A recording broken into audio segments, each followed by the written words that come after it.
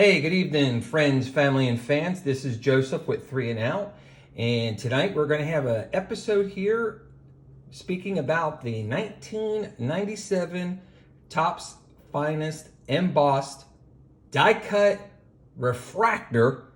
Got all that out of Vladimir Guerrero. Okay, got it all out there.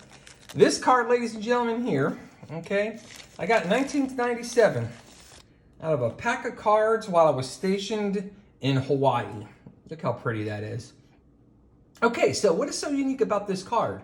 Well, in 1997, when Topps Finest came out, basically the parallels, okay, had come in different types of things. Number one, they had the die cut. Now the die cut, if you notice the edge of the card, can you see how the edge of the card there is kind of serrated all the way around, okay? That was one of the parallels that you could get on any card in the set. The second thing that was a parallel was called embossed. Now it's going to be very difficult to see, but the image of Vladimir Guerrero is actually raised on the card.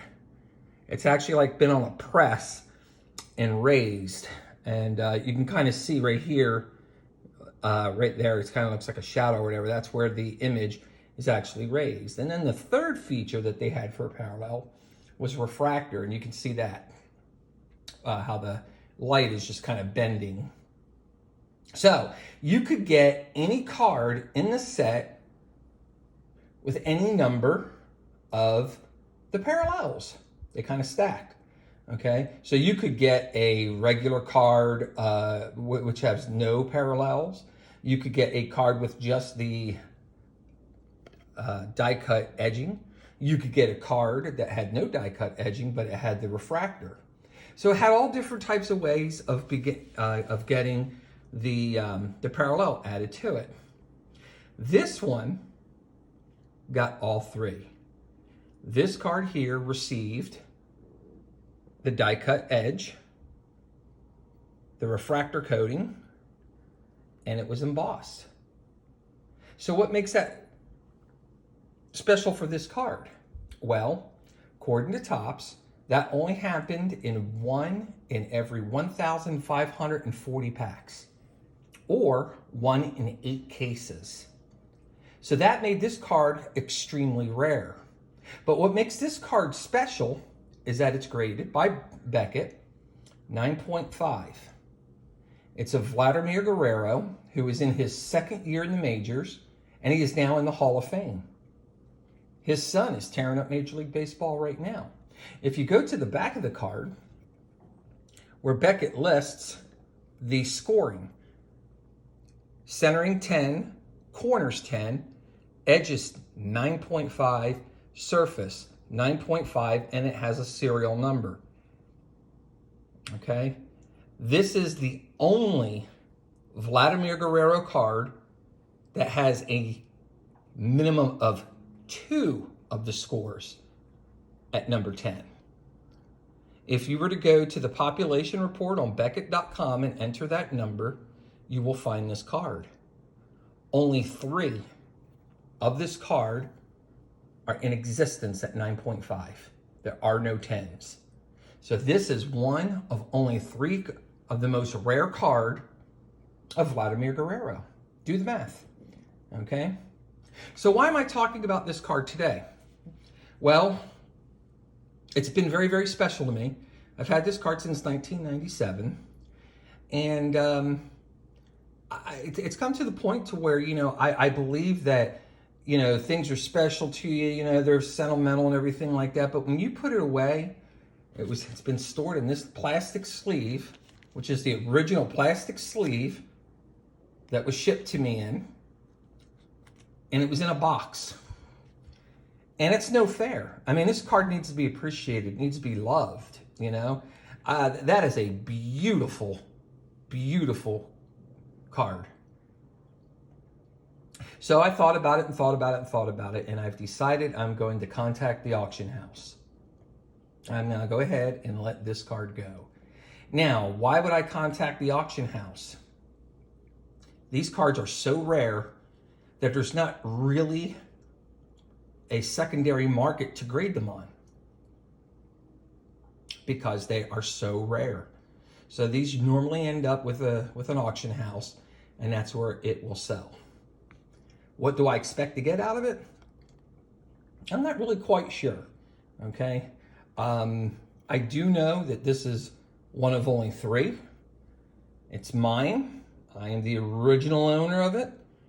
That serial number is to me, okay? And I expect that this here is going to be worth a couple of $1,000s.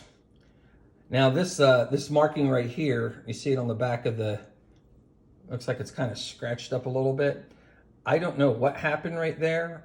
Beckett will repair that free though.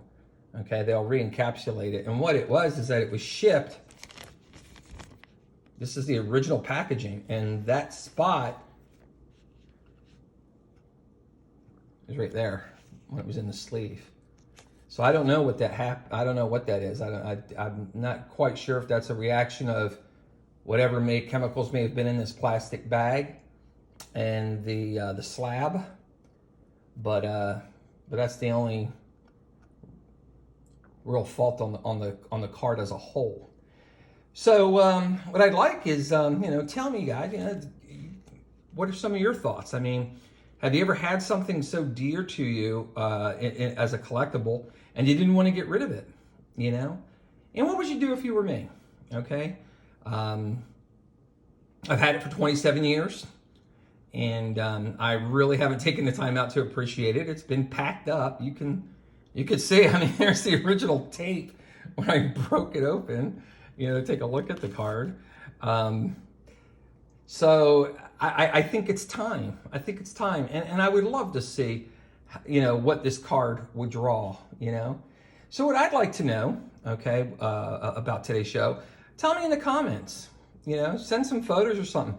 Let's take a look at some of the things that you have that are extremely rare, or don't even have to be rare. They just have to be sentimental to you. They just have to be special. By the way, for those of you who may not know, Vladimir Guerrero Jr.'s son plays for the Toronto Blue Jays, and is in the top 5 in home runs and RBIs, runs batted in, and I believe average. So his son is one heck of a ball player too, but Vladimir Guerrero was, absolutely phenomenal. He had a cannon for a right arm. You did not dare run against him. He would throw you out from anywhere in the outfield. He could have hit a home run with the ball 3 inches off the dirt. There's actual video of him in games hitting a home run with the ball almost in the dirt. Fantastic ball player. Okay, but anyway, I thought I'd go ahead and showcase that today. This is one of my cherished pieces. Only one. I've got quite a bit. Trust me. So go ahead, let me know. Go ahead and subscribe. Comments. Let me know. What are some of the things that you guys have that you're still holding on to or have already gotten rid of? How difficult was it? So. I don't know, maybe I'll choke up at the end and decide not to do it, but as of today, as of right now, this has already been decided that I'm going to send this over to the auction house, and let's see what happens, okay? Thoughts? Tell me. What would you do? What would you think it would be worth? And have you ever had to do those types of things before, okay? Hey, thanks for tuning in and sharing this moment with me.